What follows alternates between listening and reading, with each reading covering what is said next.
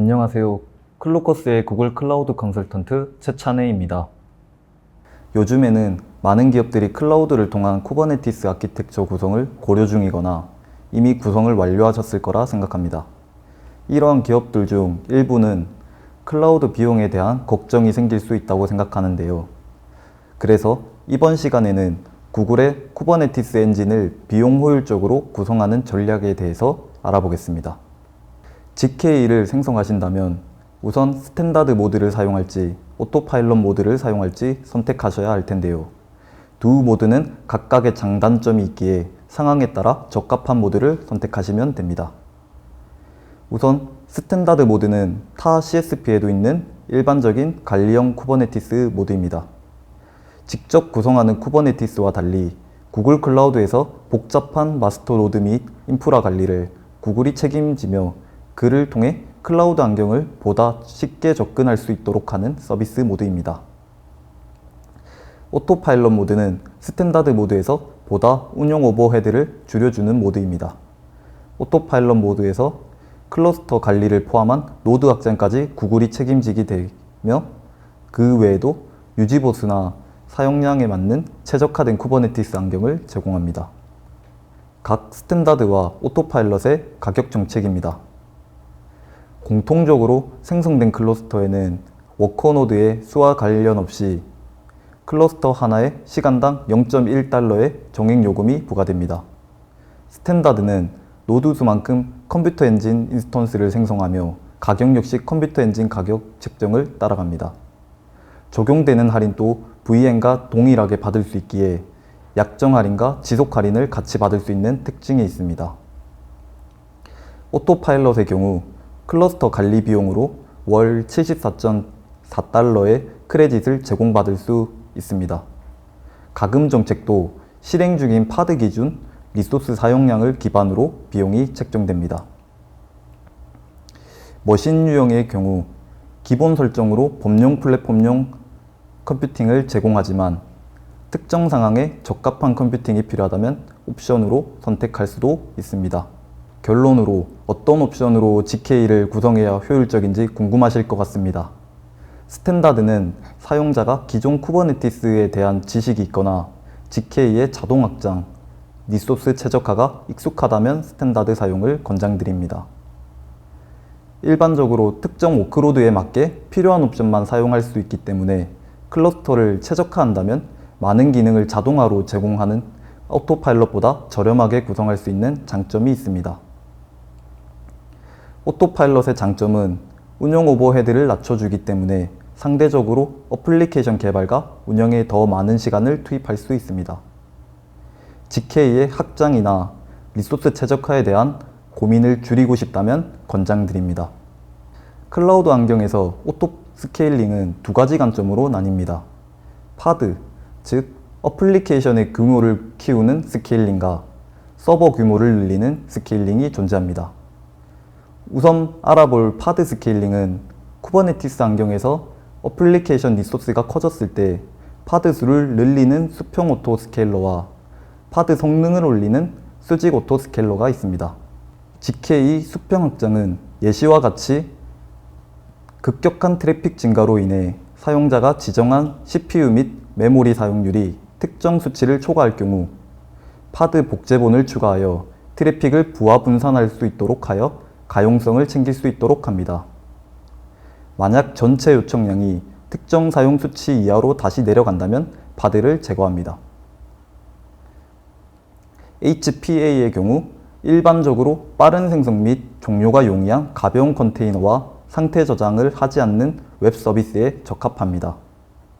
다음으로 VPA 수직 확장은 파드를 추가나 삭제 대신 파드에 필요한 리소스를 파드 모니터링을 통해 한도 자원량을 설정하고 리소스가 부족하다면 더 많은 리소스를 설정하고 부족하다면 리소스를 줄여 최적의 성능을 찾을 수 있도록 해주는 스케일링입니다. 파드의 적절한 리소스를 사용량을 찾고 싶거나 상태 저장이 필요한 스테이트풀 앱에 권장드립니다.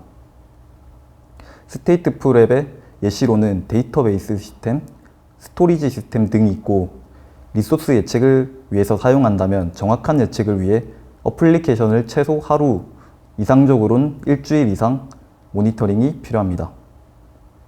다음으로는 온프렘 서버와 달리 클라우드 환경에서 사용할 수 있는 장점으로 서버 역할을 하는 노드의 CPU 및 메모리가 부족할 경우 동일 워크로드 수를 늘리는 클러스터 오토 스케일러와 로드풀을 변경하여 생성하는 로드 오토 프로비저닝이 존재합니다. 클러스터 자동 확장은 특정 상황에 사용하기보다는 일반적으로 파드 확장 스케일러인 HPA, VPA와 맞춰 함께 사용하는 것을 권장합니다. 그림처럼 클라우드 환경에서 예약된 워크로드 수요에 따라 클러스터 지정 요구량을 넘어설 경우 워크로드를 추가하여 가용성을 챙길 수 있는 옵션입니다. 주의할 점으로는 CA 및 NAP를 사용한다면 비용 전략이 가능하지만 가용성 확보를 위해서는 노드를 프로비저닝하는 시간도 고려하여 설정해야 합니다. 클라우드 환경에서 효과적인 리소스 관리를 위해 어플리케이션 관점, 서버 관점 모두 확인이 필요합니다. 다음으로는 리소스 지정 및 제한을 통해 워크로드 작업 부하를 최적화하는 방법에 대해서 알아보겠습니다. 쿠버네티스에서는 주로 지정하는 리소스는 CPU와 메모리로 정의됩니다. 배포 예시로 다음 야멜 파일처럼 어플리케이션 실행하는 데 필요한 CPU, 메모리의 평균적인 요청값과 상한값 설정을 통해 다음과 같은 이점을 얻을 수 있습니다. 컨테이너 환경 분리로 한 컨테이너의 분량 작업이 다른 컨테이너에 영향을 미치는 것을 예방하고 노드의 적절한 파드 배치를 통해 안정성 향상 및 리소스 낭비를 줄일 수 있습니다. 리소스 사용량 지정이나 제한 설정 시 GK 모니터링을 효율적으로 할 수 있으며 어플리케이션의 병목 향상, 성능 문제 확인 등에도 유리한 장점이 있습니다. 구글 클라우드에서 적합한 사용량을 찾는 방법을 알아보겠습니다. 구글 클라우드에서 적절한 리소스 요청량을 지정하거나 한도 설정을 하기 위한 다양한 방법 중 3가지를 알아보겠습니다. 첫 번째로는 VPA 설정이 있습니다. 앞서 말씀드린 파드 확장 스케일러 중 하나로 VPA 역시 파드의 리소스 사용량을 모니터링하여 적합한 CPU, 메모리 사용량을 확인할 수 있습니다. 애플리케이션의 정확한 리소스 분석을 위해 최소 1일 이상, 일반적으로 7일 이상 사용량 분석 이후 사용하는 것을 권장합니다. 두 번째는 사용량 측정 옵션을 통해 클러스터의 네임스페이스, 라벨별 실제 사용량을 추적할 수 있는 옵션입니다. GK 클러스터 옵션을 통해 설정이 가능합니다. 데이터는 빅쿼리에 저장되기 때문에 데이터를 직접 쿼리하거나 루커 스튜디오를 통한 시각화도 가능합니다. 세 번째는 부하 테스트를 통해 예상되는 실제 작업 부하를 처리할 수 있는지, 오토 스케일링은 잘 적용되는지 확인할 수 있는 부하 테스트가 있습니다. 데모로는 VPA 설정을 통해 파드 모니터링과 자동 확장에 대해 알아보겠습니다. 원활한 테스트를 위해 스탠다드 클러스터를 생성하고 VPA 설정을 진행할 엔진엑스 파드를 배포해 두었습니다. 콘솔에서 미리 생성해 둔 쿠버네티스 엔진의 엔진엑스 파드를 선택해 주겠습니다. 작업에서는 수평형 확장과 수직형 확장 중 수직형 확장을 설정해 주겠습니다.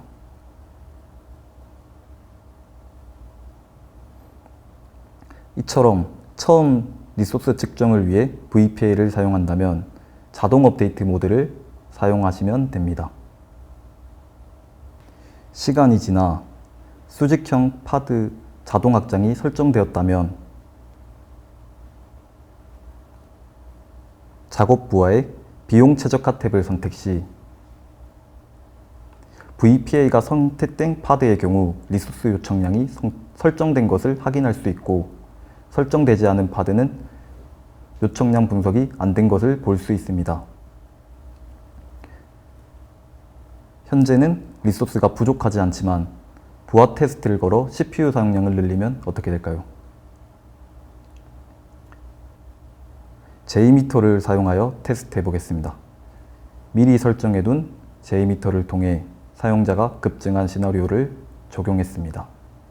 이후 모니터링을 통해 확인 시 CPU 사용량이 늘어났고 이벤트 로그를 확인하면 스케일업 되었다는 로그가 확인됩니다.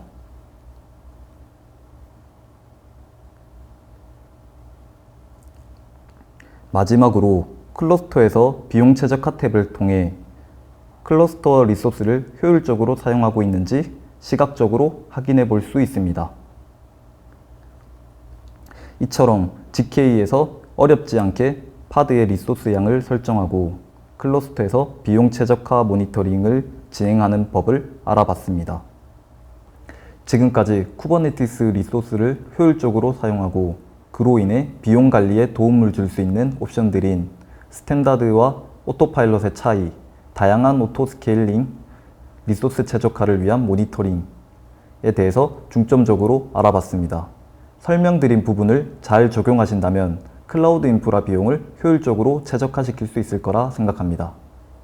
저희 클로커스에서는 기존 아키텍처를 고도화하거나 낭비되는 리소스를 줄여 인프라 비용을 절약한 다양한 사례가 존재합니다. GK 외에도 인프라 비용 최적화에 대한 도움이 필요하시다면 클로커스와 함께 해보시는 건 어떨까요? 이상으로 클로커스 구글 클라우드 컨설턴트 최찬혜였습니다. 감사합니다.